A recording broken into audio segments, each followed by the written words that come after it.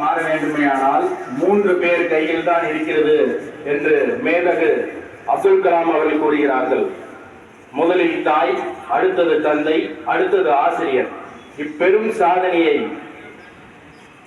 பெற உறுதுணையாக இருந்த நம் பள்ளி ஆசிரியர் பெருமக்களுக்கு பாராட்டு கேடயம் வழங்கும் நிகழ்வு. முதலில்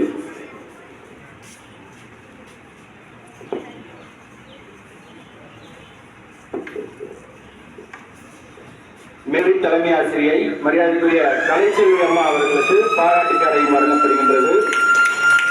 100% பெற்ற முதுகலை ஆசிரியர் பெருமக்கள் மேடைக்கு வரவும்.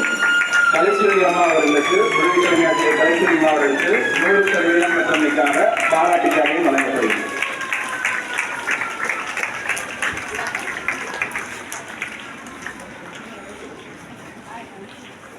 அடுத்த நிகழ்வாக உயர்நிலை உதவி தலைமை ஆசிரியர் மரியாதைக்குரிய வே ராஜா சண்முகம் சார் அவர்களுக்கு பாராட்டு கேடயம் வழங்கப்படுகிறது.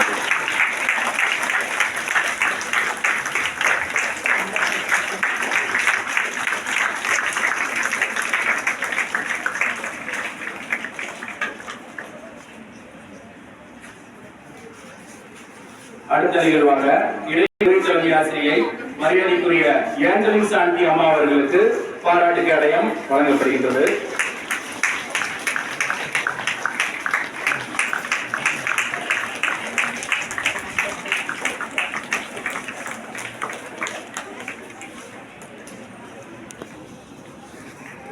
பன்னிரண்டாம் வகுப்பு பொதுத் தேர்வில் 100% பெற்ற முதுகலை ஆசிரியர் பெருமக்களுக்கு பாராட்டு கேடயங்கள்